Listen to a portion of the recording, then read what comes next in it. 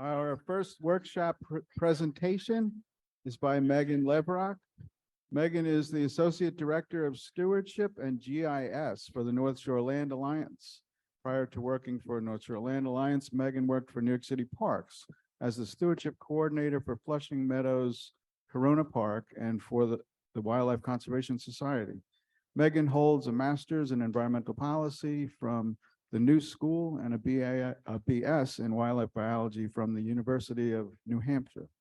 Please welcome Meghan. Thank you, Bill. So I'm here today to kind of just talk about some of our bigger, large-scale habitat restoration projects we've been doing at the North Shore Land Alliance.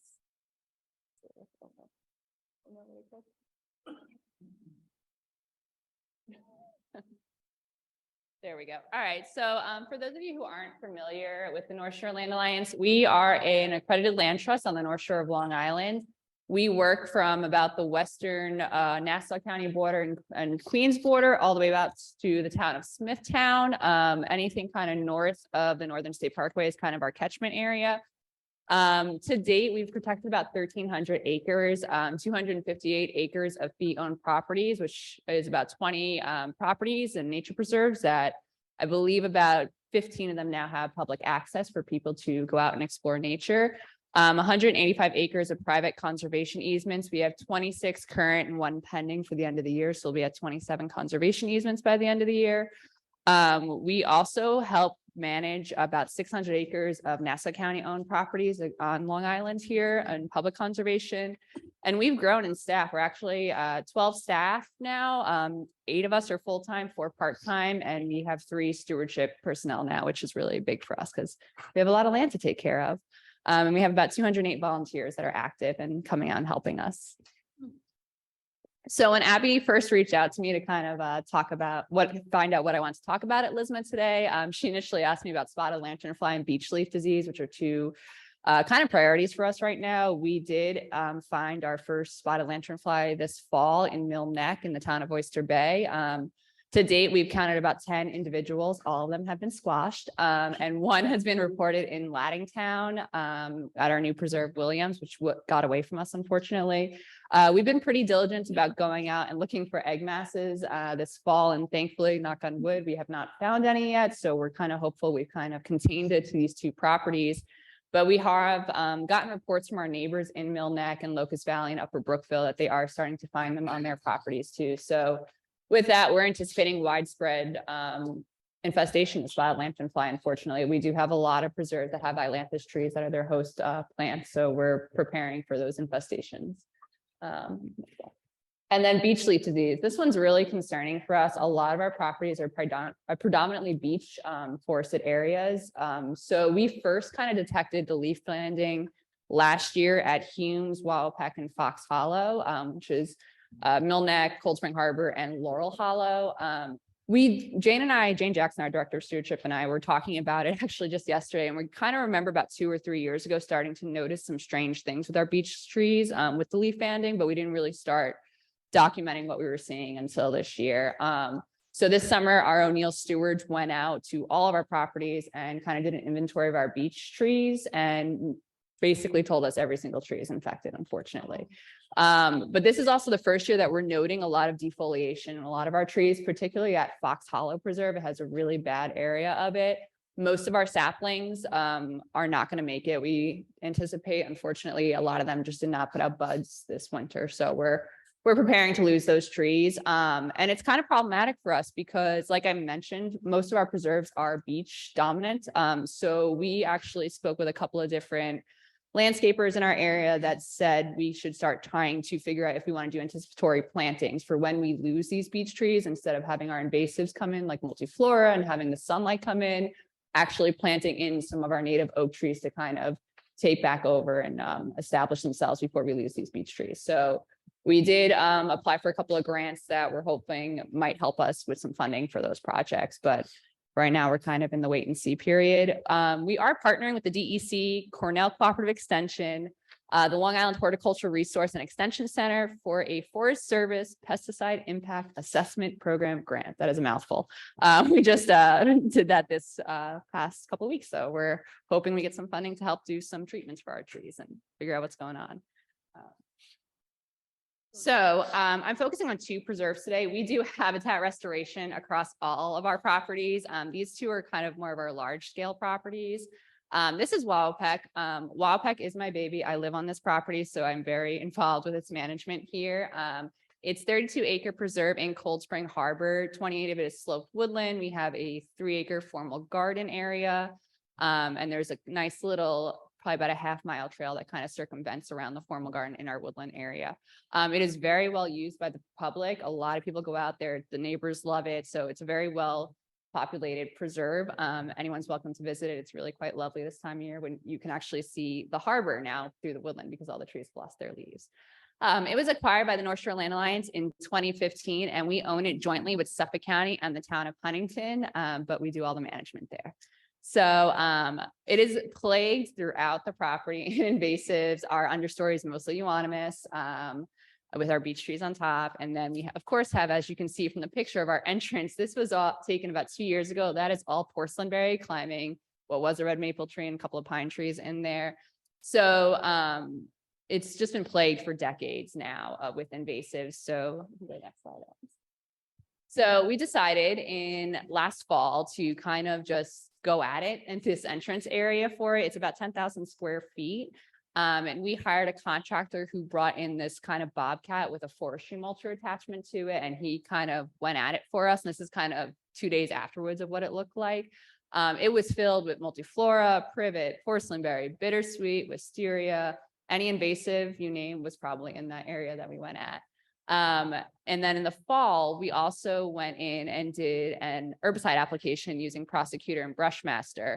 And we repeated that 3 times for any emerging vegetation. Most of it was multiflora, rose, and wisteria that kept coming back. We had a neighbor who called me the next day after we did the clearing and called me and said, "Are you guys building a house right there? Because you cleared it all and now I can see into the preserve." And we were like, "No," we explained the invasives and everything. And he was like, "Well, I understand what you're doing, but I don't want to see what's going on in there. So can you plant some trees to block the view?" So we installed some white pines and red cedars along a split rail fence that eventually was installed.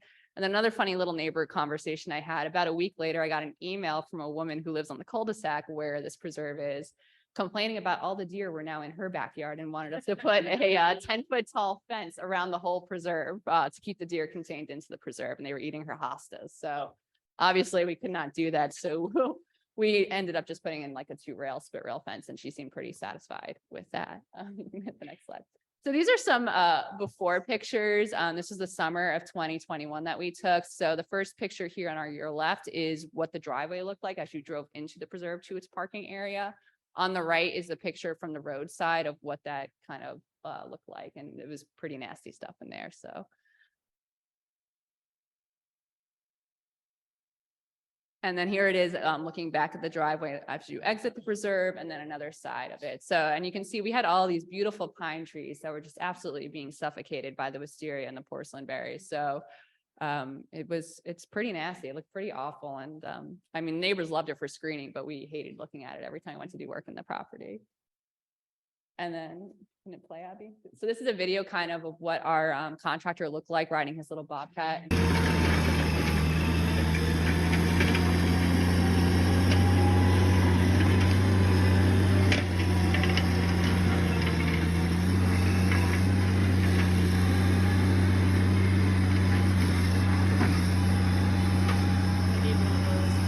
Oh, they're amazing. So this is actually our first time using one. It's a bobcat with some kind of attachment. I kept calling it a mulcher attachment. And so what it does is it kind of just goes in and eats all the vegetation above the ground level and basically composes it into like refined wood chip material. So you don't even have to remove it. This was his first time using that new machine, and he said it was the most fun he's ever had doing it. So and what's great about it is the arm attachments lift up about 6 feet in the air. So it's able to go up 6 feet on those pine trees and just cut down those porcelain berries and eat the thing. So highly recommend it. It's a lot of fun. I wish I learned how to drive one of these because I think I could really do a lot with it. And now we use it across all of our habitat restoration projects, which is great. So this is kind of when he started. This only took about 2 days, believe it or not, to get all this vegetation in 10,000 square foot. But what was good about this machine too is it could take out little like privets that were about 3 inches in diameter too and eat them up and crush them up, which was really nice for it. And then here's Rob going again. This is taken from the roadway, so you can see how much progress we made, but you can see how covered those pine trees were in there. It's really awful and nasty. And then this was the 2 days afterwards. So you can see the vine die off is pretty quick. A lot of that was the wisteria and the porcelain berry. We did uncover a lot of down limbs that were covered in those vines afterwards. So we did end up doing some tree work as well. And you could see all of the crushed wisteria roots there, which I was so happy about because I can't stand wisteria. And then this was a few days later too. So you can see it really kind of changed the whole landscape of the entrance to our preserve. And this is what the public sees anytime they drive by. So we were actually really pleased with it, minus the 2 neighbors complaining about actually seeing people now. We had some more progress photos. You can go to the next slide, Ed. So this was afterwards when we put in that little 2-rail split rail fence, and it just provided so much more visibility. And we did have a lot of neighbors compliment the work that we had done there, and they were very excited to see it. A lot of people were asking when we were going to put some big trees in and some plants, but we were pretty satisfied, and we didn't really see anything reemerging until probably late winter, early spring, back in March and April of this year. And here's just another angle of the picture with the split rail there. So after we did all the forestry mulching, we realized we didn't really have any funding to do any planting. So we applied in December for a $40,000 grant from the New York State Conservation Partnership Program through the LTA, the Land Trust Alliance, and we were awarded in the spring of 2022. And right then we hired our contractor. We ordered a bunch of native plants from Long Island natives, and we also did an additional herbicide and completed our tree removal.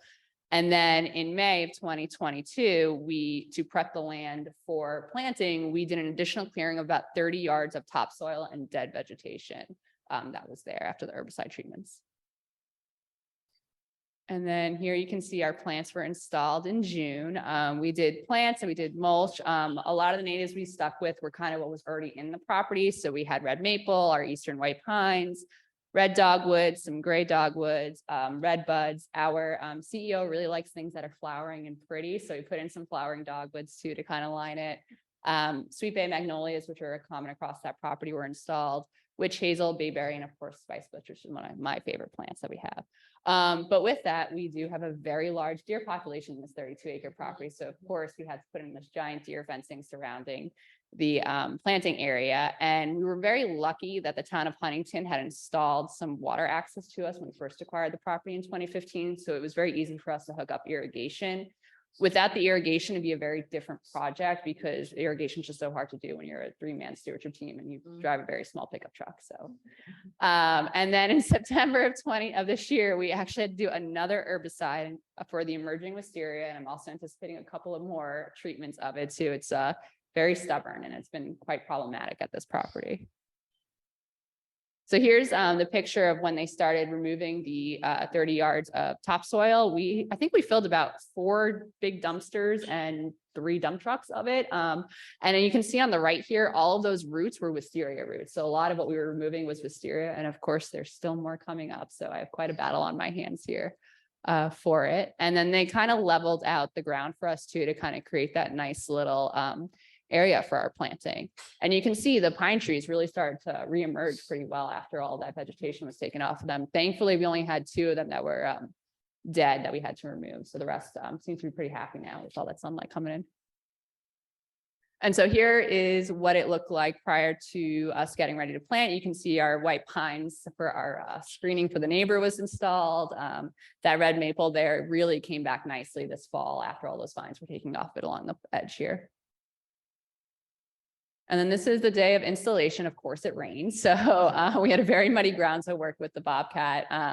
So those are the big red maple trees that they set up for staging. And it took about 2 days to get all the plants just staged to figure out exactly how it was going to look. And then another day and a half of just digging holes and putting them all in the ground.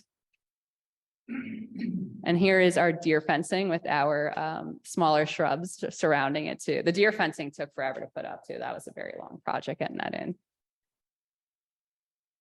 And here are just some nice before and after. So that's what it looked like before, and that's what it looked like the day after we staged the plant. So it really changed the way our preserve looked. And even after we started staging the plants, the neighbors were very pleased with it. And I'm much happier to look at that as opposed to seeing all the porcelain berry along those trees there. And then we did kind of a trial error here with Atlantic white cedars. We bought 2 of them because we had this area where there was a nice dip that was always wet and we couldn't find the right tree to survive in it. And we believe it taps into the underground spring that goes under the roadway to our neighbor's house. They have some really beautiful willow trees that seem to do really well there. So we did plant 2 Atlantic white cedars. Unfortunately, they did not make it. So we will be replacing them actually tomorrow with some river birch in there too. And this was the fall. I'm pretty pleased with how these red maples turned color this year. So it's really came out beautifully. We do have some more work to do there with our grants. We have some tree work that needs to be done. Of course, additional herbicide treatments for the wisteria will have to take place.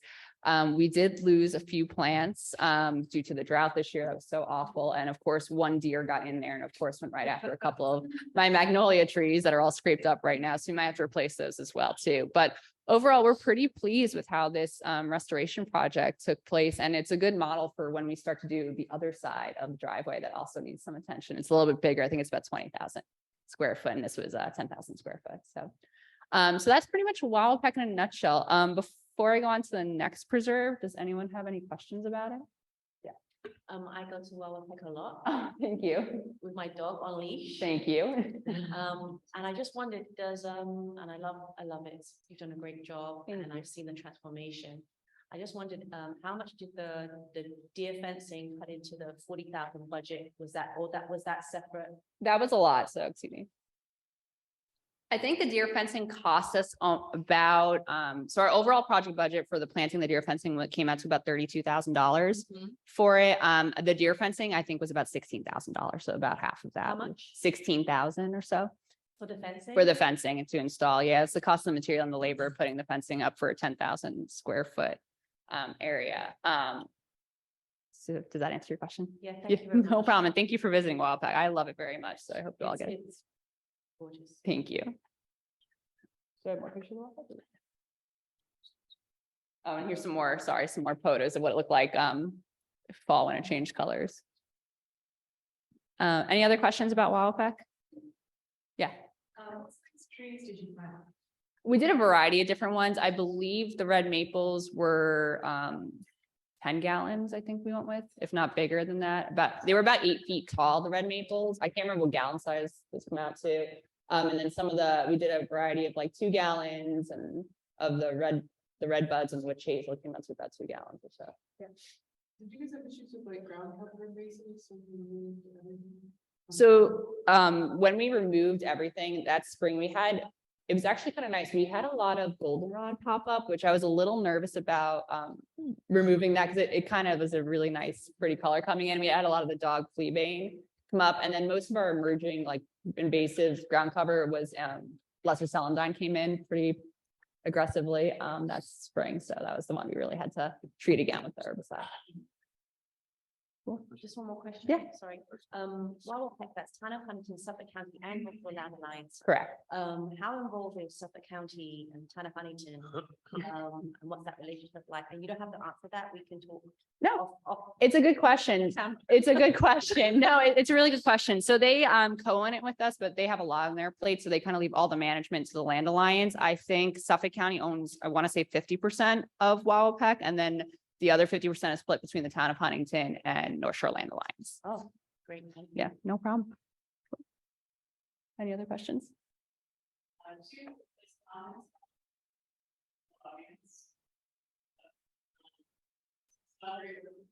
Thank you, Rob.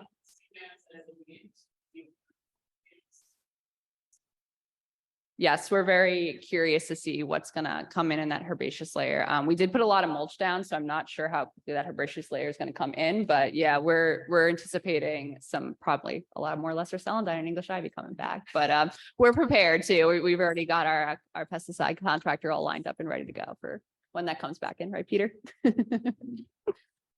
All right, so I'm going to move on to our newest preserve. We actually just got this preserve in June of 2022. This is the Williams Preserve in Laddingtown. It was a residential lot that the owners decided they wanted to donate it to the North Shore Land Alliance. It's 4.5 acres. It's within the Frost Creek watershed, and it has some connectivity to the Oyster Bay National Wildlife Refuge, Kate Sherby Davidson Preserve, the Order of St. Josephat, and of course our own preserve called the Johnson Preserve. So it's on the lower corner here, right where the word Laddingtown is. That's the new preserve, Williams. Thank you, Abby. There it goes. So brief history, it's got some interesting history, this property. It was once home to the Dahmer House that was designed by Pope Riddle, who was actually one of the first female architects in America, and the house was built in 1906. It was also designed, the landscaping around the property was designed by Vitale, who later started an Etchenian Webble firm. And unfortunately, it's got kind of a sad history to it. In 2014, the house tragically burned down, and the owners decided they did not want to rebuild and kind of just left it there. So since 2014, it's kind of been abandoned in that area. We have, oh, you can go to the next slide, Abby, sorry. So the property includes an artificial pond that was built, some woodlands, and where the house once stood, there's kind of like this interesting little meadow area that's up there right now that we're going to kind of restore. It's also home to a diversity of really good mature native trees, our oaks, our sycamores, tulips, and white pine. So we're excited about some natives being in there. There's a diversity of wildlife been spotted. Jane Jackson's very excited about the wood duck she keeps seeing over there. So that's pretty cool. But of course, with any property you have here on Long Island, it is plagued by invasives. So we're gearing up for our fight here with invasives. So these are some photos of our pre-acquisition site visit in August of 2021. So you can see all the porcelain berry climbing those mature trees. And where our CEO is standing on that is the driveway that was just overgrown with mugwort, celandine, all kinds of junk in there, unfortunately. And then this is their old driveway that goes over the creek that feeds into the artificial pond. It's covered on both sides with multiflora rose, of course, and there's also some Phragmites lining the pond as well.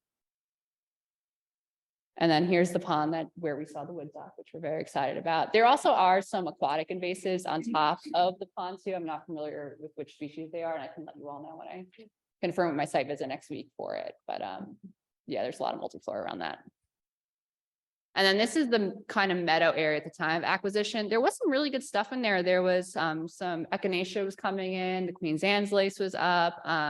There were some goldenrod species coming in. I think we spotted a couple of milkweed plants as well, but most of it was mugwort, unfortunately. So we did do some mowing after we acquired it just to kind of beat it down a little bit to see if there would be other native regeneration up in there.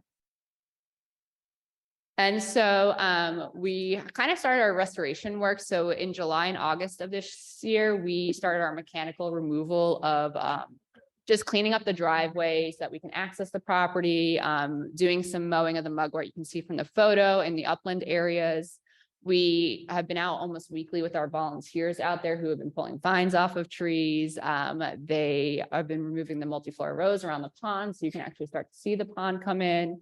And they also uncovered some really cool bluestone steps, which I'll talk about in a little bit. And then in September of 2022, we did our walkthrough with a contractor to identify kind of our phases of habitat restoration that's going to occur there. And then in October, we just treated the mugwort and English ivy with some prosecutor and brushmaster again.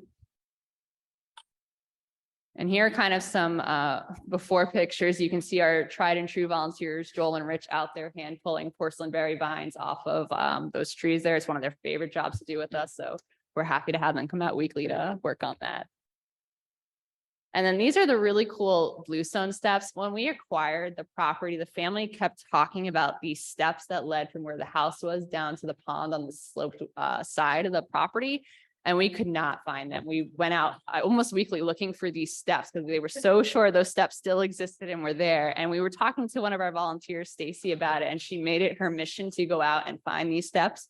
And of course, there they were covered in English ivy. So we have these really nice bluestone steps that'll be part of our trail connection there to walk from the upper meadow down into our future grassland near the pond and have a nice little bench for people to sit out by the pond to kind of bird watch and explore. So kind of our next steps with Williams, we are currently in the process of having a phased habitat restoration designed for it. We have some ideas and some visions of what it'll look like, but it's really going to be what the land wants to be. And so we're trying to figure out that. We are applying, the grant's due next week, for our New York State Conservation Partnership Program grant to do some habitat restoration work here. And then we're anticipating another additional application for emerging invasives this coming spring. And hopefully, if we get the grant funding from the LTA, we will begin implementation late spring or early summer of one or more of the phases of habitat restoration. That's it. That's pretty much what I got for Williams and Wawapec. Does anyone have any questions, comments, any recommendations on what we're doing? I'd love to hear from you all. Yeah, Can you put the invasive species in the water on that? I will. Absolutely. I got it. Don't worry. Well, I'll make sure that I got you. Don't worry. Yeah. Anything else?